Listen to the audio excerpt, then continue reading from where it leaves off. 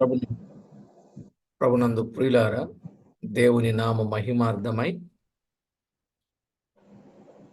Graduation చాలా చక్కగా జరిగింది. అనేకులుగా చేరి రావటం కూడా జరిగింది. కొంతమంది ఫ్యామిలీస్తో కూడా వచ్చారు. ప్రభు మహిమార్థమై ఆ కార్యము జరగడానికి ప్రభు కృప చూపారు. నేను వీలైతే ఎలా జరిగాయో ఆఖరిలో కొన్ని ఫొటోస్ నా దగ్గరకు వచ్చాయి, అవి మీకు చూపిస్తాను. ఈరోజు మన గ్రంథమైన యెహెజ్కేలు గ్రంథములో నుండి కొన్ని విషయాలు చదువుకుందాం. యెహెజ్కేలు గ్రంథం 6వ అధ్యాయం. యెహెజ్కేలు గ్రంథం 6వ అధ్యాయం 1 నుండి 7 వచనాలు చదువుకుందాం. 1 నుండి 7 వచనాలు. యెహోవా వాక్కు నాకు ప్రత్యక్షమై ఇలాగు సెలవిచ్చెను. నరపుత్రుడా, ఇశ్రాయేలీయుల పర్వతముల తట్టు చూచి వాటి విషయమై ఈ మాటలు ప్రకటింపుము. ఇశ్రాయేలీయుల పర్వతములారా, ప్రభువైన యెహోవా మాట ఆలకించుడి. పర్వతములతోనూ కొండలతోనూ వాగులతోనూ లోయలతోనూ ప్రభువైన యెహోవా ఇలాగు సెలవిచ్చుచున్నాడు. ఇదిగో, నేను నిజముగా మీ మీదికి ఖడ్గమును రప్పించి మీ ఉన్నత స్థలములను నాశనము చేసెదను. మీ బలిపీఠములు పాడైపోవును, సూర్య దేవతకు నిలిపిన స్తంభములు చిన్నాభిన్నములవును. మీ బొమ్మల ఎదుట మీ జనులను నేను హతము చేసెదను. ఇశ్రాయేలీల కళేబరములను వారి బొమ్మల ఎదుట పడవేసి మీ ఎముకలను మీ బలిపీఠముల చుట్టూ పారవేయుదును. నేనే యెహోవానై ఉన్నానని మీరు తెలుసుకున్నట్లు మీ బలిపీఠములు విడువబడి పాడైపోవును, మీ విగ్రహములు చిన్నాభిన్నములగును. సూర్య దేవతకు మీరు నిలిపిన స్తంభములు పడగొట్టబడును, మీ పనులు నాశనమగును. మీ నివాస స్థలములన్నింటిలో నున్న మీ పట్టణములు పాడైపోవును, మీ ఉన్నత స్థలములు విడువబడును, మీ జనులు హతులై కూలుదురు.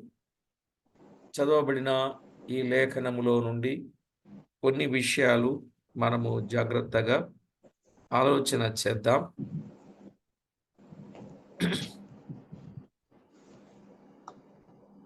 పరిశుద్ధుడవైన మా ప్రియ ప్రభువా, పరమందు ఆసీనుడవైన మా దేవ, మీ గణనామానికి వేలాది వందనాలు, కోటాను కోట్లు స్తుతులు స్తోత్రములు చెల్లిస్తూ ఉన్నాం. దేవా, ఎంతో గొప్ప దేవుడవు, మమ్మల్ని ఎంతో ఎక్కువగా ప్రేమించిన దేవుడవు. మీ కృపతో జ్ఞాపకం చేసుకుని మమ్మను నేటి వరకు సజీవులుగాను సన్నిధాన వర్తనులుగాను చేసుకున్నందుకు స్తోత్రములు. ఏ యోగ్యత లేని మమ్మను మీరు ప్రేమించి మీ నామాన్ని హెచ్చించున్నట్లు, కనపరచున్నట్లు, కొనియాడునట్లు మమ్మను మీరు జ్ఞాపకం చేసుకున్న మీ ప్రేమకై కృతజ్ఞతలు చెల్లిస్తూ సమస్తాన్ని మీ మహిమార్థమై జరిగిస్తూ ఉన్న దేవుడవైనందుకు స్తోత్రములు అర్పిస్తూ, మా ప్రాణనాథుడు, ప్రియుడు, మా రక్షకుడు, మమ్మను విడువక ఎడబాయక కృప చూపుచు మా పక్షముగా మేలు చేసే మా ప్రభు అయిన యేసుక్రీస్తు అతి శ్రేష్టమైన అమూల్యమైన నామమున స్తోత్రము చెల్లించి ప్రార్థించి మిక్కిలి వినయముగా బ్రతికిలాడి వేడుచూ ఉన్నాం మా పరమ తండ్రి. ఆమేన్. ప్రభునందు ప్రియులారా, మనము చదువుకున్న దైవ లేఖనములో నుండి కొన్ని విషయాలు తేటగా మనం ఆలోచన చేయవచ్చు. మనము చదువుకున్న ఈ వచన భాగాలలో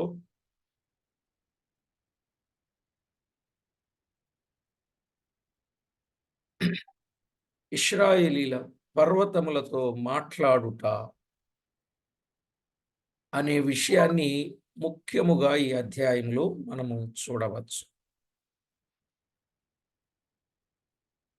1 నుండి 7 వచనాలుగా మనం చదువుకున్నాం. ఇశ్రాయేలీల పాపము వారి శిక్ష అని చెప్పచ్చు. ఇశ్రాయేలీల పాపము వారి శిక్ష. అలాగుననే 11 నుండి 14 వచనాలు కూడా ఇశ్రాయేలీల పాపము వారి శిక్ష అని చెప్పొచ్చు. ఇక 8 నుండి 10 వచనాలు ప్రవక్త యొక్క నిరీక్షణ. ఇశ్రాయేలీల పాపము వారి శిక్ష. బబులోనులోనున్న యెహెజ్కేలు యెహోవా సెలవు ప్రకారం ఇశ్రాయేలీల పర్వతముల తట్టు చూచి మాట్లాడుచూ ఉన్నాడు. 1-2 వచనాలదే. పర్వతములారా, ప్రభువైన యెహోవా మాట ఆలకించుడి అన్నాడు కదా. పర్వతములారా, యెహోవా మాట ఆలకించుము. 3వ వచనం. ఇశ్రాయేలీల పర్వతములారా, ప్రభువైన యెహోవా మాట ఆలకించుము, ఆలకించుడి అని చెప్పాడు. పర్వతములారా, ప్రభువైన యెహోవా మాట ఆలకించుడంటే పర్వతములు యెహోవా మాట ఆలకించునా? ఆలకిస్తాయా? ఆలకిస్తాయి. ఆయన వేటితోనైనా మాట్లాడగలడు కదా. వేటితోనైనా మాట్లాడగలడు. మనం ఎరుగుదుం యెషయా గ్రంథములో, ఆకాశమా ఆలకించుము, భూమి చెవియొగ్గుము అన్నాడు. అంటే ఆకాశముతో మాట్లాడతాడు ఆయన, భూమితో మాట్లాడతాడు ఆయన, చనిపోయిన వారితో కూడా మాట్లాడతాడు కదా. చనిపోయిన వారితో కూడా ఆయన మాట్లాడతాడు. తుఫానుతో కూడా ఆయన మాట్లాడతాడు. తుఫానును గద్దించగా సముద్రము నిమ్మళమైపోయినట్లు చూస్తాం. మార్కు సువార్త 39-41. ఆయన సముద్రముతో మాట్లాడగలడు. ఆయన మాటకు భయపడి ఎర్ర సముద్రము ఏమైందో తెలుసు. యోర్దాను నేల ఏమైందో కూడా తెలుసు. ఆయన బండతో కూడా మాట్లాడగలడు. బండలో నుండి నీళ్లు వచ్చిన సంగతి మనకు తెలుసు. నిర్గమాకాండం 14వ అధ్యాయం 21 నుండి మనము చదువుకోవచ్చు. అలాగే నిర్గమాకాండం 17వ అధ్యాయం 6-7 వచనాలు. నిర్గమాకాండం 17వ అధ్యాయం 6-7 వచనాలు. అలాగే యెహోషువ గ్రంథం 3వ అధ్యాయం 15 నుండి 17 వచనాలు. నిర్గమాకాండం 17, 6-7 వచనాలు. యెహోషువ 3, 15 నుండి 17 వచనాలు. ఆయన సెలవు ప్రకారం సముద్రము హద్దులో నిలిచెను. ఆయన సెలవు ప్రకారం సముద్రము హద్దులో నిలిచెను. ఇర్మియా గ్రంథం 5వ అధ్యాయం 22వ వచనం. గనుక ఆయన వేటితోనైనా మాట్లాడగలడు. ఎందుకంటే ఆయన సర్వశక్తి సంపన్నుడు. ఆయన సర్వశక్తి సంపన్నుడు. అయితే ఆయన ఇక్కడ పర్వతాలతో మాట్లాడుచున్నాడు. ఇదిగో, నేను నిజముగా ఖడ్గమును రప్పించి నేనున్నత స్థలమును నాశనము చేసేదను అన్నాడు. అదే 3వ వచనం. ఉన్నత స్థలములంటే ఏమి? ఉన్నత స్థలములనగా పర్వతముల మీద విగ్రహములను నిలిపి పూజించుట. అంటే కొండల మీద విగ్రహములను నిలిపి పూజించుట. అలాగు చేసిన ఎడల వానిని పాడు చేసేదనని దేవుడు ధర్మశాస్త్రములో వ్రాయించాడు. ఇప్పుడు చూడండి, ఎక్కడ చూసినా కొండల మీదే ఉన్నాయి. ఎక్కడ? మీకు బాగా తెలుసు.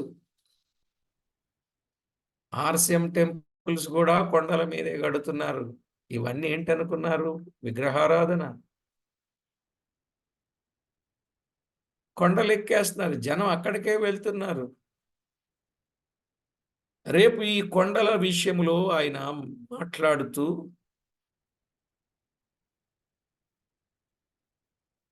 వాటిని పాడు చేసేదను అన్నాడు. ప్రియులారా, కొంచెం మనం ఆలోచన కలిగి ఉండాలి. అప్పుడున్న నమూనానే ఇప్పుడు కూడా వచ్చేసినట్టుంది ఈ లోకంలో. ఆ రోజు ఇశ్రాయేలీయులు చేసిన పాపం ఈ రోజు వరకు మనకి ప్రత్యక్షంగా కనబడుతూ ఉంది అని చెప్పడానికి ఏ సందేహం లేదు. అవునండి. ఆ రోజు యెరోబాము 2 దూడలను జయించి ఎక్కడ పెట్టాడు? బేతేలులో ఒకటి, దానులో ఒకటి పెట్టాడు. ఇప్పుడు అదే నంది దూడలు కనపడుతున్నాయా? లేవా? చెప్పండి. కనబడుతున్నాయి. టెంపుల్స్‌కి వెళ్ళినప్పుడు టెంపుల్ ముందు కనపడేది ఏంటనుకున్నారు? ఆ! గిత్త దూడ, దూడ విగ్రహాలు కనపడుతున్నాయి. నిజమే ప్రియులారా. మాత్రమే కాదు, ధ్వజస్తంభాలు కనబడుతున్నాయి. అవి కూడా వీళ్ళ నమూనానే. వాళ్ళు చేసినటువంటి ఆ పరిస్థితులు వీళ్ళ వరకు వచ్చాయి అని చెప్పడంలో ఏ సందేహం లేదు. లేవియాకాండం 26వ అధ్యాయం 30వ వచనాన్ని మనం చదివినప్పుడు, లేవియాకాండం 26వ అధ్యాయం 30వ వచనం. నేను మీ ఉన్నత స్థలములను పాడు చేసెదను, మీ విగ్రహములను పడగొట్టెదను, మీ బొమ్మల పీనుగుల మీద మీ పీనుగులను పడవేయించెదను. రేపు జరిగేది ఇదే అండి. ఏం జరగబోతుంది? ఉన్నత స్థలములను పాడు చేస్తానన్నాడు. మీ పరిశుద్ధ మీ విగ్రహములను పడగొట్టేదనన్నాడు. మీ బొమ్మల పీనుగుల మీద మీ పీనుగులను పడవేయించెదను. ప్రియులారా, ఈ వచనం ఎంత కఠినంగా ఉందో చూడండి. ఈ వచనం చాలా కఠినంగా ఉంది గదా! ఎంత కఠినంగా ఉంది. దైవ గ్రంథములో వ్రాయబడిన మాట. లేవ్యాకాండం 26వ అధ్యాయంలో వ్రాయబడినటువంటి ఈ మాట 30వ వచనములో. ప్రియులారా, ఎంత ఘోరమైనటువంటి శిక్ష వారి మీద పడుతుందో. అయినను ఇశ్రాయేలీయులు ఉన్నత స్థలములలో విగ్రహములను పూజించుచూ వచ్చారు. విగ్రహాలను పూజించుచూ వచ్చారు. ఏది ఉన్నత స్థలములను పాడు చేస్తాను, మీ విగ్రహములను పడగొడతాను, మీ బొమ్మల పీనుగుల మీద మీ పీనుగులను పడవేస్తారని లేవియాకాండం 26:30లో చెప్పినప్పటికీ కూడా ఇశ్రాయేలీయులు ఇంకా ఏం చేస్తూ వచ్చారు? పాపము చేస్తూనే వచ్చారు. కొందరు రాజులు ఉన్నత స్థలములలో బలులు అర్పిస్తూ, మరికొందరు వాటిని నాశనము చేయుచు వచ్చినట్లుగా మనము చూస్తాం. కొందరు రాజులు బలిపీఠాలు కట్టించారు, స్తంభాలను నిలిపారు. అయితే కొందరు వాటిని పడగొడుతూ వచ్చారు. రాజైన యోషియా రాజైన యోషియా ఉన్నత స్థలములను పడగొట్టించనని రాజుల 2వ గ్రంథం 23వ అధ్యాయం 8వ వచనంలో చూస్తాం. రాజుల 2వ గ్రంథం 23వ అధ్యాయం 8వ వచనం. జనులు అక్కడ పూజించి వచ్చిరి. ఇప్పుడు దేవుడు నాశనమును గూర్చి మాటలాడుచున్నాడు. ఇక్కడ పర్వతములలో అనగా పర్వతముల మీద పూజిస్తారని ఆ, దేవుడు లోకమును ఎంతో ప్రేమిస్తే లోకములోని ప్రతి వ్యక్తిని ప్రేమించెననే భావం ఎలాగైతే ఉందో అలాగునని ఇక్కడ విషయాన్ని మనము చూడగలం.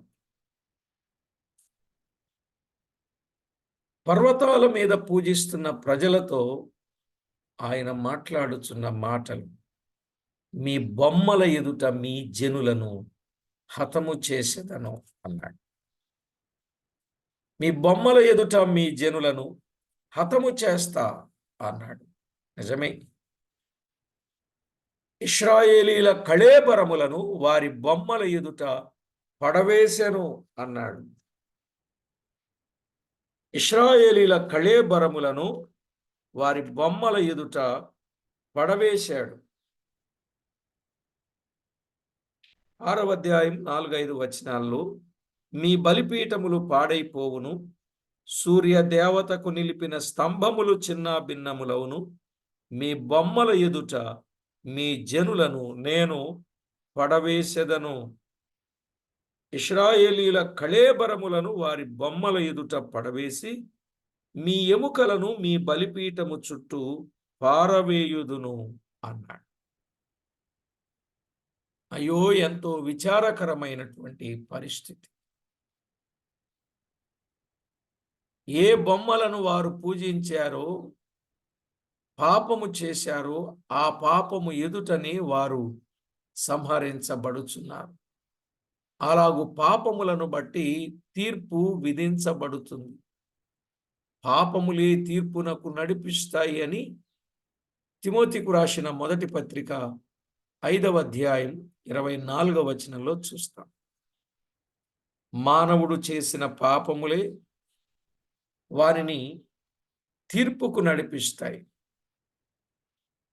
పాపము చేసిన వారిని రేపు పాతాళం పట్టుకుంటుంది. యోబు గ్రంథం 24:19. పాపము చేసిన వారిని పాతాళం పట్టుకుంటుంది అన్నాడు. అయితే ఇక్కడ దేవుడు నేను మీ విగ్రహములను పగలగొట్టెదను అన్నాడు. ఎందుకు పగలగొడతాడు? నేను యెహోవానని తెలుసుకొనున్నట్లు అన్నాడు. నేను యెహోవానని తెలుసుకొనున్నట్లు ఏం చేస్తాడు? పగలగొడతాను అన్నాడు. 6వ వచనంలో చెప్పాడు, నేనే యెహోవానై ఉన్నానని మీరు తెలుసుకొనున్నట్లు మీ బలిపీఠములు విడువబడి పాడైపోవును, మీ విగ్రహములు చిన్న భిన్నములగును, సూర్య దేవతకు మీరు నిలిపిన స్తంభములు పడగొట్టబడును, మీ పనులు నాశనమగును, మీ నివాస స్థలములన్నింటిలోనున్న పట్టణములు పాడైపోతాయి అని చెప్పాడు. 13, 14 వచనాలు కూడా అదే విషయం చెప్పాడు. తమ విగ్రహముల మధ్యను తాము కట్టిన బలిపీఠముల చుట్టూను, ఎత్తైన కొండల మీదను, సకల పర్వతముల నడికొప్పుల మీదను, పచ్చని చెట్లన్నిటి క్రిందను, పుష్టిపారిన మస్తకి వృక్షములన్నింటి క్రిందను తమ విగ్రహములన్నింటికి పరిమళ ధూపం వేసిన చోటులన్నింటిలోనూ పడి వారి జనులు హతులయుండు కాలమున నేనే యెహోవానై ఉన్నానని మీరు తెలుసుకుందాం. ఏం చేస్తాడట? ఎక్కడైతే విగ్రహాలకు పరిమళ ధూపాలు వేశారో ఆ ధూపాలు వేసిన స్థలాలలోనే వారు పడి వారి జనులు హతులై ఉంటారు. నేను వారికి విరోధునై వారి నివసించు స్థలములన్నింటిలో వారి దేశమును దిబ్లాతు అరణ్యము కంటే మరి నిర్జనముగాను పాడుగాను చేయగా నేనే యెహోవానై ఉన్నానని వారు తెలుసుకుందాం. కనుక ఆయనే యెహోవా ఉన్నాడని వారు ఎలా తెలుసుకుంటారు? దేవుడు వారిని శిక్షించుటను బట్టి వారు తెలుసుకుందరు. నిజమే, దేవుడు పాపములను బట్టి శిక్షిస్తాడు అని గ్రహింపు కలిగినట్లుగా మనము చూస్తాం. దేవుడు వారిని శిక్షిస్తాడు అని, వారి పాపములను బట్టి శిక్షిస్తాడని ఆ, గ్రహించిన వారున్నారు. ఎవరో తెలుసా మీరు? యోసేపు యొక్క అన్నలు బంధింపబడి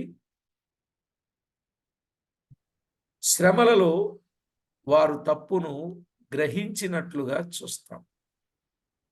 అవునా కాదండి? యోసేపు యొక్క అన్నలు బంధించబడ్డ ద్వారా శ్రమలో వారి తప్పును గ్రహించారు. ఆదికాండం 42, 17 నుండి 22. ఆదికాండం 42, 17 నుండి 22. కొన్నిసార్లు దేవుని పిల్లలను దేవుడు శిక్షించేది మేలు కొరకే. దేవుడు శిక్షించేది మేలు కొరకే. ఆ శిక్షలోనే దేవునికి మొరపెట్టి దేవునికి విధేయులగుదురు. నిజమే. దేవునికి మొరపెట్టి దేవునికి విధేయులవుతారు. యెషయా గ్రంథం 26వ అధ్యాయం 16, 17 వచనాలు. యెషయా గ్రంథం 26వ అధ్యాయం 16, 17 వచనాలు.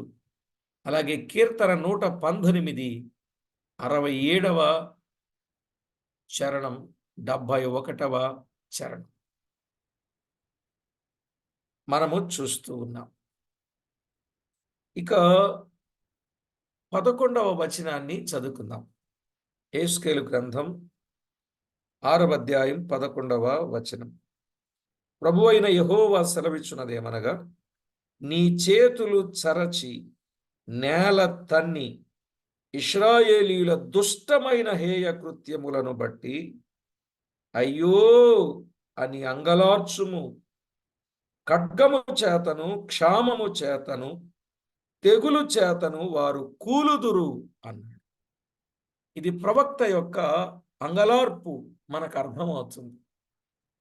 నీ చేతులు చరచి నేల తన్ని ఇశ్రాయేలీయుల దుష్టమైన హేయ కృత్యములను బట్టి అయ్యో అని ప్రవక్త అంగలార్చుట. ఇశ్రాయేలు రానయున్న నాశనమును గూర్చి ప్రవక్త ఇలాగూ అంగలారుస్తున్నాడండి. ఎంత బాధగా అంగలారుస్తున్నాడో ఇశ్రాయేలీల నాశనమును గూర్చి. ఇర్మియా కూడా అలాగే అంగలార్చాడు కదా. ఇర్మియా కూడా అంగలార్చాడు. ఇర్మియా గ్రంథం 9వ అధ్యాయం 1వ వచనం, 13వ అధ్యాయం 17వ వచనం. ఇర్మియా కూడా అలాగే అంగలార్చిన వ్యక్తిగా మనము చూస్తున్నాం.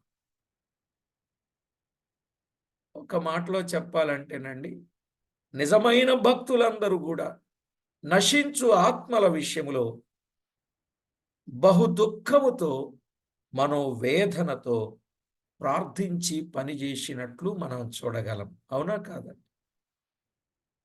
నశించిపోయే ఆత్మల పట్ల భారం కలిగినటువంటి భక్తులందరూ చాలా దుఃఖముతో, ఎంతో మనోవేదనతో ప్రార్థించారు, వారు పనిచేశారు. ఇప్పుడంతటి భారము లేదు, అంతటి ప్రార్థన లేదు, అంతటి దుఃఖము లేదు, అంతటి వేదన లేదు. మాకెందుకులే అనుకుంటున్నారు. అయ్యో ఎంత విచారకరం, ఎంత విచారకరం. 119వ కీర్తన 136, 119వ కీర్తన 136లో, అలాగే రోమాపత్రిక 9వ అధ్యాయం, రోమాపత్రిక 9వ అధ్యాయం 1వ వచనములో, రోమాపత్రిక 10వ అధ్యాయం 1వ వచనంలో కూడా మనము చూడగలం. పౌలు ఎంత వేదనతో ఆయన ఆ విధంగా పనిచేశాడు. అంతేకాదు, అంటే అక్కడున్న మాట ఇశ్రాయేలీయుల రక్షణ కొరకు అన్నాడు.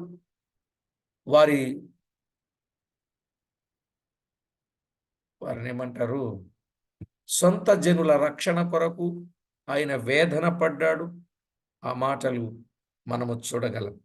అట్ ద సేమ్ టైం సంఘములను గూర్చిన చింత కూడా ఆయనకి ఎంతో ఎక్కువైపోయినట్లుగా మనము చూడగలం. కొరింథీయులకు రాసిన 2వ పత్రిక 11వ అధ్యాయం 28వ వచనం. ఫిలిప్పీ పత్రిక 2వ అధ్యాయం 20వ వచనం. క్రీస్తుతో నేను సిలువ వేయబడ్డా, జీవించువాడును ఇకను నేను కాదు,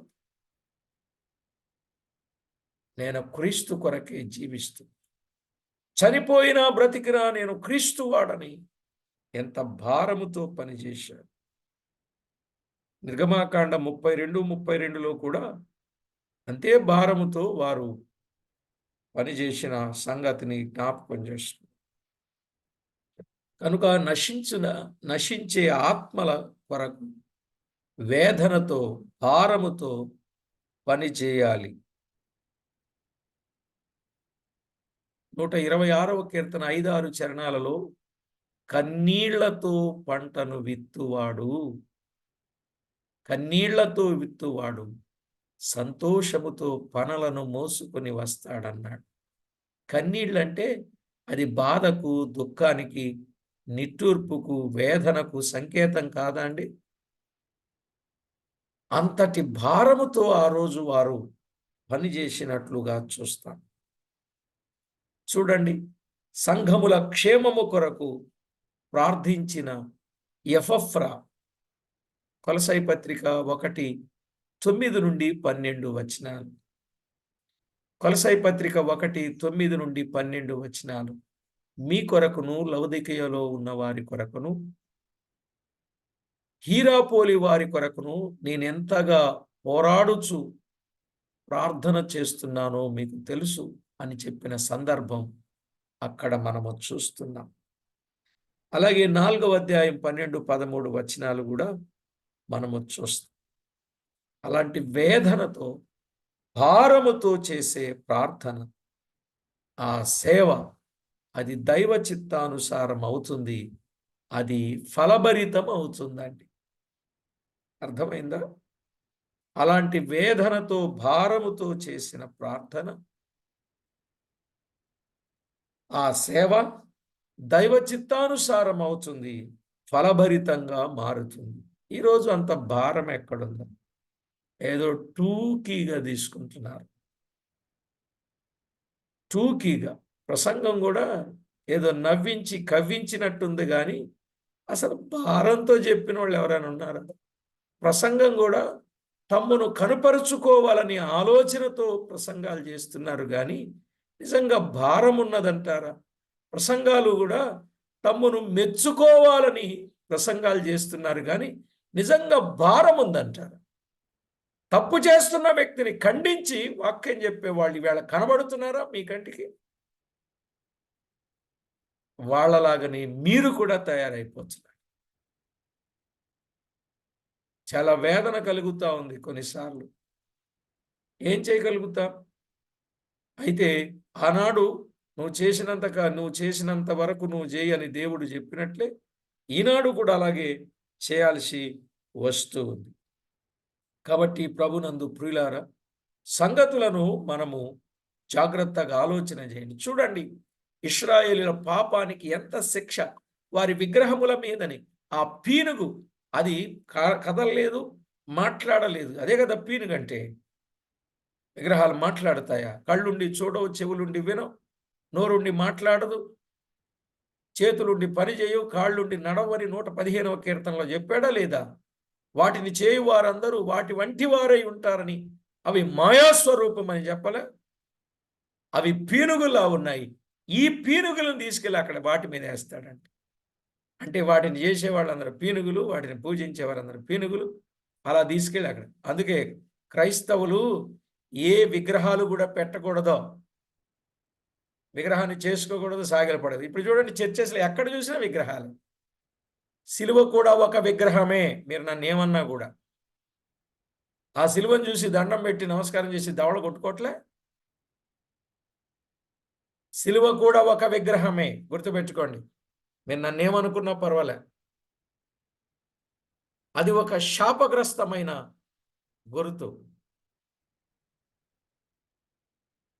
ఇప్పుడు ఎక్కడ చూసినా సిలువలే కదండి. సిలవల బలబలగా సిలువలు కనపడతా ఉంటాయి లోకంలో.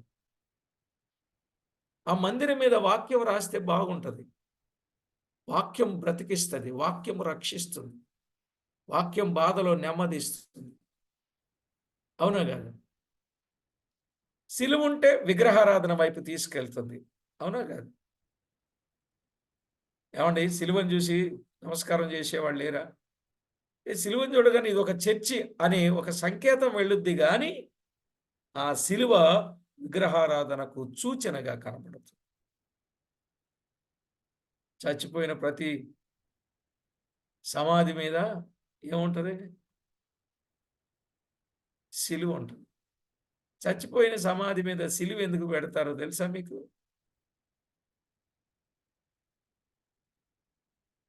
ఆ! మరెందుకు పెడతారు సిలువలు?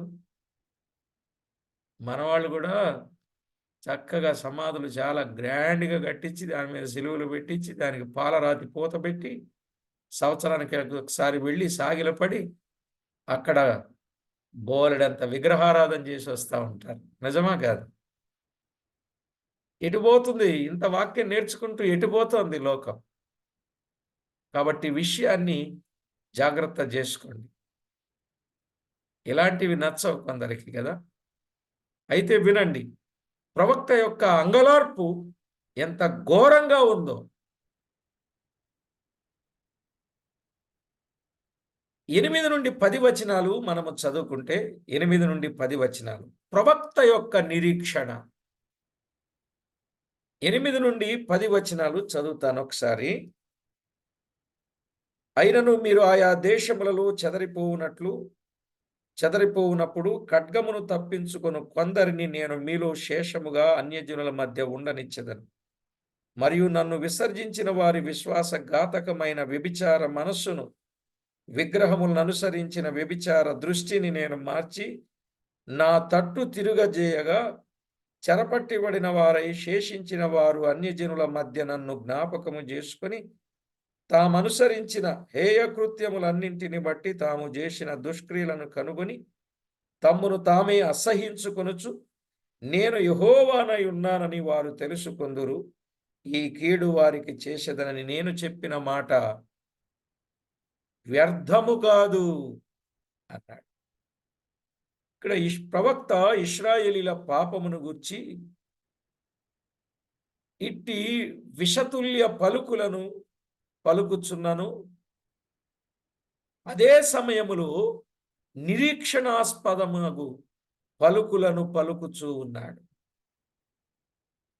ఆయన వారి విషయంలో విషతుల్యమైన పలుకులు పలికిన, ఇప్పుడు నిరీక్షణాస్పద పలుకులు పలుకుచూ ఉన్నాడు.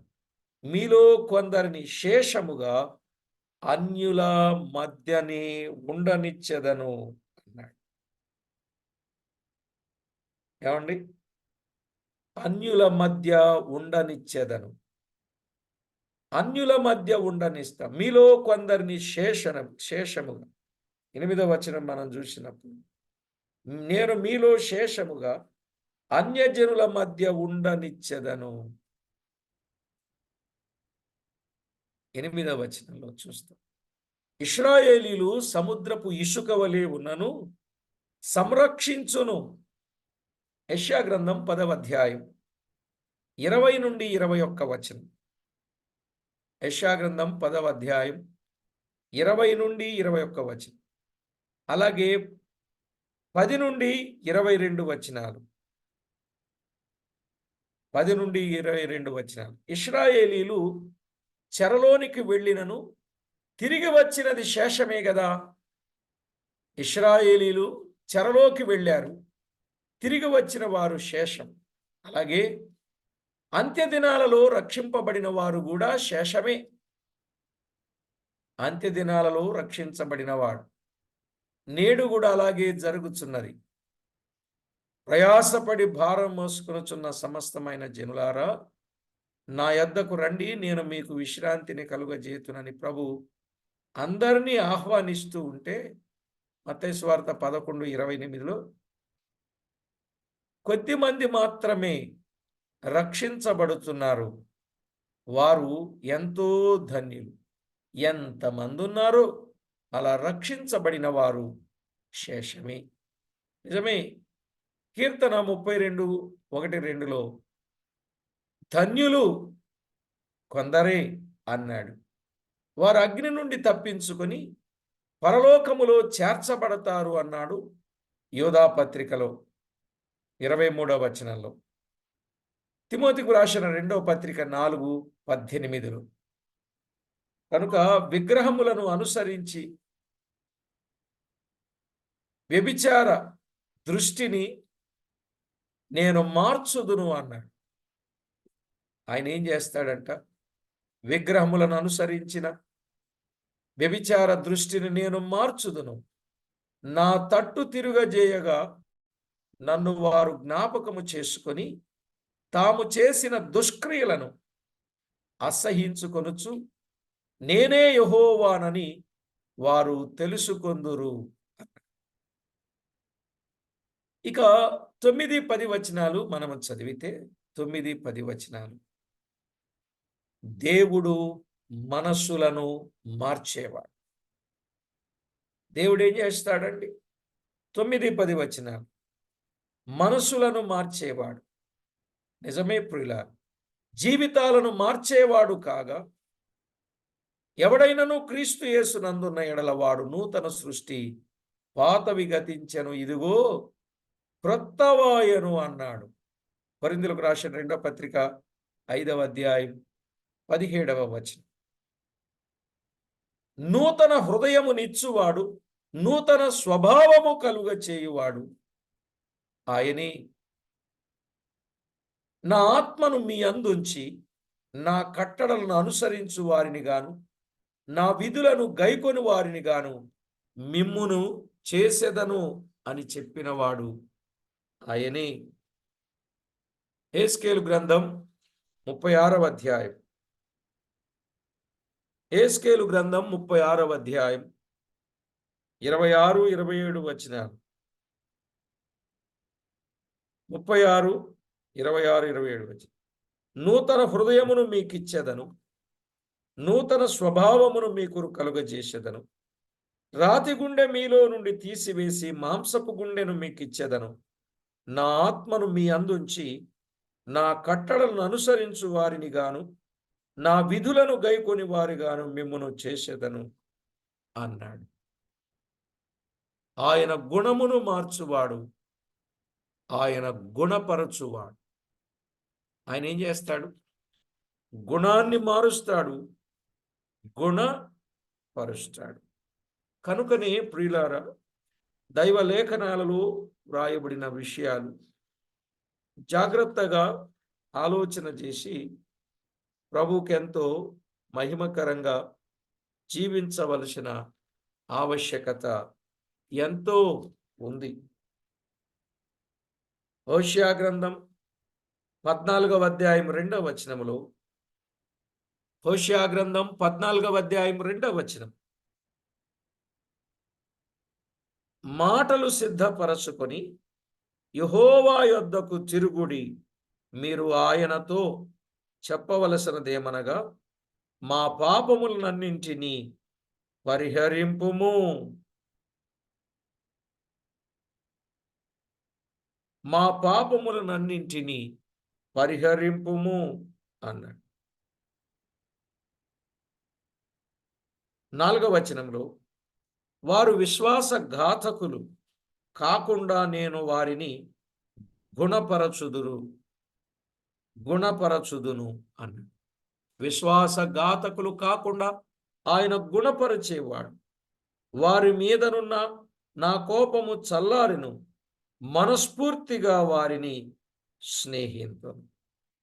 మనస్ఫూర్తిగా వారిని స్నేహిస్తాను. ఎప్పుడు? దేవుని వైపు మళ్ళుకుంటే. దేవుడెవరు? మనసులను మార్చువాడు. దేవుడు మనసులను మార్చువాడండి. ఈ విషయాన్ని మీరు జాగ్రత్తగా గమనించండి. దేవుడు మనసులను మార్చేవాడు. గనుక ప్రభునందు ప్రియులారా, పరిశుద్ధ గ్రంథమైన బైబిల్ నుండి మనం ఆలోచన చేసినప్పుడు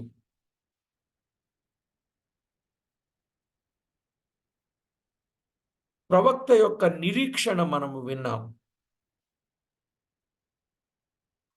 దేవుడు మనసులను మార్చేవాడు, మనుషులను మార్చేవాడు, గుణపరిచేవాడు, గుణాన్ని కూడా మార్చేవాడు. కనుక ఆయనతో సహవాసం నమ్మకంగా చెయ్యండే గాని విగ్రహారాధన సంబంధమైన వాటి వైపు అసలు మళ్ళుకోవద్దు అని ప్రభు పేరట మీకు ప్రేమతో మనవి చేస్తున్నా. ప్రార్థన చేసుకుందాం. కృపగల మా తండ్రి, దయగల మా దేవ, మీ ఘననామానికి స్తోత్రం. మీ దివ్య లేఖనాలలో వ్రాయబడిన వాస్తవిక సత్యాలను బట్టి మిమ్మును స్తుతిస్తున్నా. కొన్ని సంగతులు తేటగా చెప్పకనే చెప్పవలసిన అవసరత ఉన్నది. అలాంటి కొన్ని సందర్భాలు జ్ఞాపకం చేయగా మా ప్రియులు తమ మనసులలో మీకు మహిమనిచ్చునట్లు గుణపడి స్థిరపడి మీకు ప్రభావము ఆరోపించే వారిగా సిద్ధము చేయమని కోరుచూ ఉన్నాను. లోకం వైపు, పాపం వైపు, సాతాను వైపు, విగ్రహారాధన వైపు ఏమాత్రము మళ్ళు కొనక మీకెంతో మహిమకరంగా మళ్ళుకోవడానికి ప్రతి ఒక్కరిని మీరు సిద్ధపరచి మీ నామమునకే మహిమ, ఘనత, ప్రభావములను ఆరోపించుకొనమని కోరుచు మా ప్రాణనాథుడు, ప్రియుడు, మా రక్షకుడైన యేసు క్రీస్తు అతి శ్రేష్టమైన అమూల్యమైన నామమున స్తోత్రము చెల్లించి స్తుతించి ప్రార్థించి మిక్కిలి వినయముగా బ్రతికిలాడి వేడుచూ ఉన్నాం మా పరమ తండ్రి. ఆమేన్. ప్రభునందు ప్రియులారా, పరిశుద్ధ గ్రంథం